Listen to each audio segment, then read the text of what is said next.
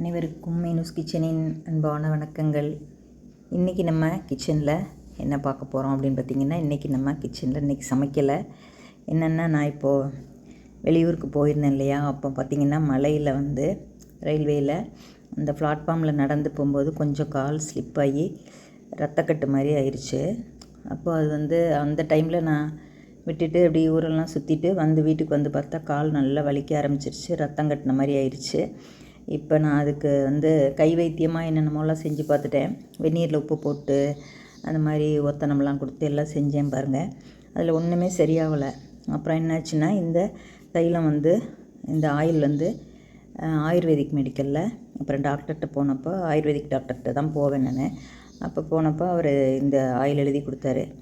இது நீங்கள் கண்டிப்பாக தேய்ச்சி பாருங்கம்மா, உங்களுக்கு 3 நாள்லேயே காயம் ஆறிடும், வலி ரத்தக்கட்டு இருந்தாலும் குறைஞ்சிரும் அப்படின்னு சொல்லிட்டு, இது ஒரு அற்புதமான எண்ணெய்ங்க.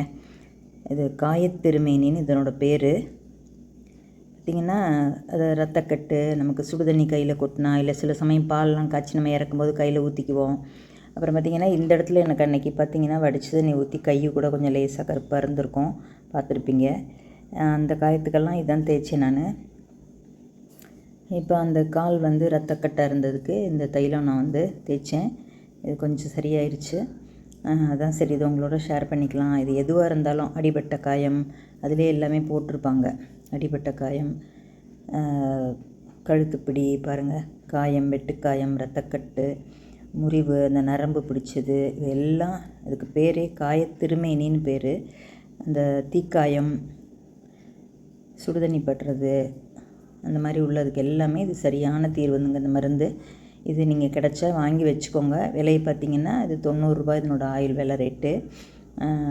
இது எப்போவுமே வீட்டில் இருக்கிறது நல்லது. ஏன்னா நம்ம வீட்டில் சின்ன பிள்ளைங்க இருந்தால் கூட அந்த மாதிரி விழுந்துட்டால் கூட நம்ம அந்த மாதிரி அவங்களுக்கு இந்த தைலத்தை நம்ம தேய்ச்சி விடலாம். இல்லை இந்த தீபாவளி டைமில் பட்டாசெல்லாம் கையை சுட்டுக்குவாங்க இல்லையா, அப்போல்லாம் இந்த தைலம் கையில் இருந்துச்சுன்னா உங்களுக்கு ரொம்ப யூஸ்ஃபுல்லாக இருக்கும்.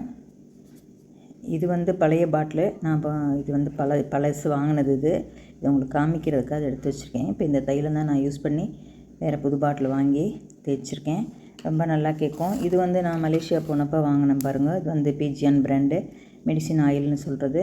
இதுவும் ரொம்ப நல்லா கேட்கும். ரத்தக்கட்டு, இதுக்கு பேர் கர்ணப்புறா தைலம்னு சொல்கிறது. இதுவும் ரத்தக்கட்டு அந்த மாதிரி காயங்களுக்கெல்லாம் கேட்கும். இது இங்கே கிடைக்குதான்னு தெரியல.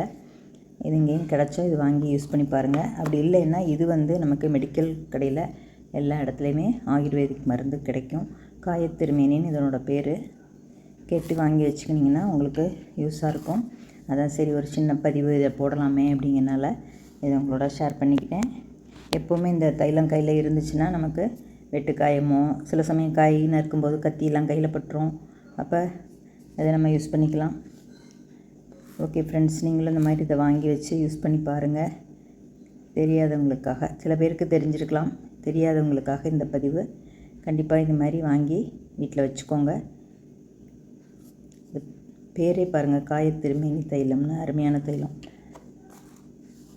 இது தேய்ச்சதுக்கப்புறம் நம்ம வெந்நீர் அதெல்லாம் ஒன்றும் இப்போ பண்ண வேண்டியதில்லை. அது காலில் தேய்க்கும் போதே சரியாயிடும் உங்களுக்கு. அப்புறம் வேணால் நீங்கள் மறுநாள் வெந்நீர் குளிக்கும்போது கொஞ்சம் தண்ணியில் அப்படி நல்லா காலை உருவி விட்டிங்கன்னா சரியாயிடும். நீங்களும் இந்த மாதிரி ட்ரை பண்ணி பார்த்துட்டு உங்கள் கமெண்ட்ஸை சொல்லுங்கள்.